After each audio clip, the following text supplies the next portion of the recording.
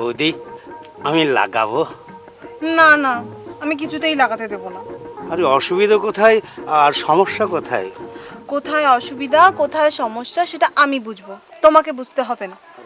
বৌদি বৃথায় রাগ করছো, ব্যাপার তো সামান্য, বুঝতেই পারবে না।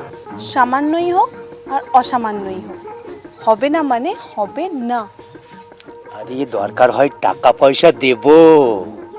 টাকা দাও আর পয়সা দাও, আমি লাগাতে দেব না। আরে এত চিৎকার করছে কেন? আরে লাগবে তো সামান্য, বুঝতেই পারবেন না।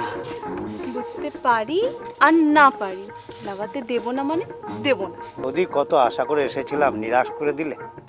তোমরা তো আলছাল, কত বড় বড় নেতা মাফিয়া, এমনকি আমার বড় এসেছিল, তাকেও লাগাতে দিইনি। হ্যাঁ, দাদাকে লাগাতে দাওনি? কেন দাওনি বৌদি? দাদার গন্ডগোলটা কি? মুখ পোড়া আমার বাড়ির দেওয়ালে মদের বিজ্ঞাপন লাগাবে বলে তৈরি ছিল, তাই আমি লাগাতে দিইনি। আরে আমরা মদের বিজ্ঞাপন দেব না, আমরা লালিপপ কোম্পানির হাতুড়ি মার্কা জাঙ্গিয়ার বিজ্ঞাপন দেব। জাঙ্গিয়ার বিজ্ঞাপন দাও আর ইয়ের বিজ্ঞাপন দাও, লাগানো হবে না, আসতে পারো।